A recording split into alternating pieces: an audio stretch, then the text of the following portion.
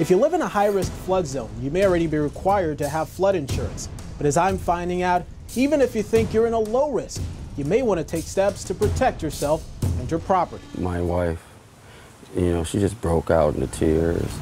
We've lost everything.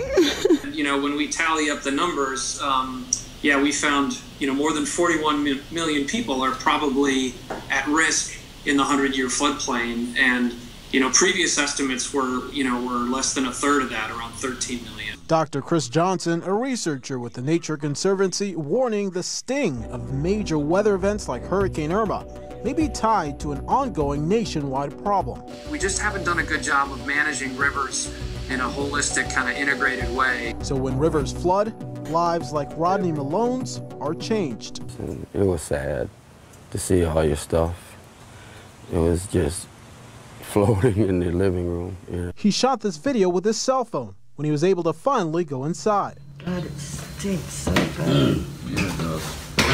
At that time, it was just too dangerous, the level of mold and everything in it. Malone and his wife bounced from hotel to hotel in the interim as nearly 2 feet of water stood in his home, causing more than $200,000 worth of damage. That's all mold, man. Nationwide, flooding continues to be one of the costliest natural disasters, causing on average $8 billion in damage a year. We'll all be having to pay for those claims. We'll all be having to pay to protect those properties. Properties built on 100-year floodplains, where experts say in any given year you have a 1% chance of seeing a flood. Johnson estimates $714 billion worth of assets are currently sitting on Florida floodplains right now, their fate hinging on Mother Nature. Rivers they do what they do. They're going to flood. They're going to move every now and then, and we've got to plan accordingly.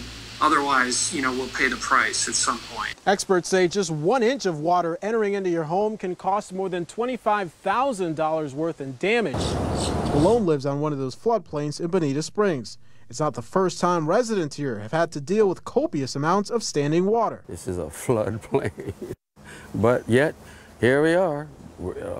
Communities all over the floodplain have been allowed to build on it. Researchers finding FEMA flood maps, which many people use to determine if they need to buy flood insurance, may be critically out of date. This map on the FEMA website shows it was last updated August 28, 2008. That's nearly 10 years ago. Johnson and others say with newer high-resolution modeling, they've determined more people may be living on a floodplain and not even know it. We're just looking at better, more comprehensive maps of where floods might happen, and we're looking at better maps of where people actually live. For information on how to protect your home from a flood, click on the link to this story on fox4now.com.